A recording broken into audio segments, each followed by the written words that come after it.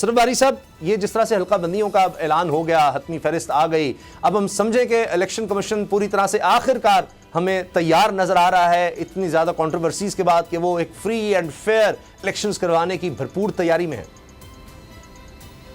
دیکھیے، بظاہر تو یہی لگ رہا ہے کہ الیکشن کمیشن نے جو حلقہ بندیوں کو حتمی شکل دی ہے وہ مکمل ہو چکی ہے، لیکن مجھے ابھی معلوم ہوا ہے کہ ابھی مجھے اس کو کنفرم کرنا ہے کہ 300 پٹیشنز پہلے ہی ہو چکی ہیں جو فائنل انہوں نے کی ہے ڈیلیمیٹیشن اس کے خلاف۔ تو اب معاملہ یہ ہے کہ الیکشن کمیشن تو تبھی اس میں چینج کر سکتا تھا اگر الیکشن کے پروگرام آنے میں 4 مہینے ہوتے، لیکن الیکشن کا پروگرام تو آنے والا ہے، اس لیے الیکشن کمیشن خود اپنے تئیں تو کچھ اس میں ان کی ہیئرنگ نہیں کر سکتا۔ تو زیادہ تر جو پٹیشنز کرنے والے لوگ ہیں، جو میں سننے میں آ رہا ہے، وہ تقریباً جائیں گے اپنا ہائی کورٹ میں جائیں گے۔ تو ظاہر ہے اس سے ڈیلے تو نہیں ہونا چاہیے، کیونکہ وہ کام جو ہے اس کا پروسیس، ہیئرنگ کا پروسیس چلتا رہے گا، اور اگر کوئی بہت بڑی تبدیلی ہوتی ہے تو وہاں ان جگہوں پر جو ہے ری پولنگ ہو سکتی ہے یا دوبارہ پول ہو سکتا ہے یا اس کو نکالا جا سکتا ہے، لیکن اس سے ایک کنٹروورسی تو جنم دے سکتی ہے۔ لیکن مجموعی طور پر سمجھتے ہیں کہ الیکشن کمیشن نے جو الیکٹورل رول ہیں، جو ڈیلیمیٹیشن ہے، اس کو اپنے ہی قانون اور پاکستان کے آئین کے مطابق نہیں کیا۔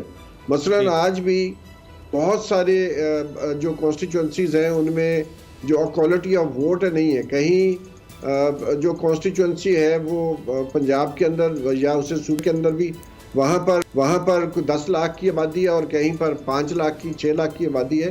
تو اس کا مطلب یہ ہوا کہ حافظ آباد کے 2 ووٹ اور پنڈی کا 1 ووٹ برابر ہوگا، تو جو کہ ایک ناانصافی ہوتی ہے۔ تو ایک تو جو 10% کا فارمولہ ہے 20 جو سیکشن 23 ہے، اس کے حوالے سے دیکھیں تو الیکشن کمیشن نے بہت ساری جہاں 10% سے زیادہ اوپر نیچے چلے گئے ہیں، اس کی ایکسپلینیشن اچھی طرح نہیں دی۔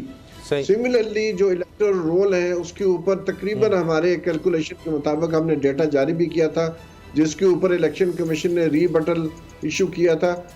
ہمارے ایسٹیمیٹ کے مطابق تقریباً پاکستان میں اس وقت 5 سے 6 ملین کے لگ بھگ گوسٹ ووٹر ہیں۔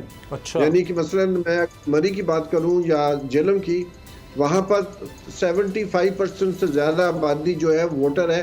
یہ کسی بھی حوالے سے ممکن نہیں ہے، آپ کسی ایکسپرٹ سے پوچھ لیں۔ اسی طرح بلوچستان کے 10 اضلاع ایسے ہیں جہاں پر 10-15% سے زیادہ رجسٹرڈ ووٹر نہیں ہیں۔ اسی طرح کوہستان کی بات ہے، بہت سارے جو سندھ کے اضلاع ہیں وہاں پر انڈر رجسٹریشن ہے۔ تو میں سمجھتا ہوں کہ جو سٹینڈرڈ ہونا چاہیے تھا الیکٹورل رول کا اور ڈیلیمیٹیشن کا، وہ آئین اور قانون کے مطابق نہیں ہے۔ صحیح۔ اگر آپ کو یہ ویڈیو پسند آئی تو سبسکرائب کریں اور بیل پر کلک کریں۔ سبسکرائب کریں اور بیل دبائیں تاکہ کوئی خبر رہ نہ جائے۔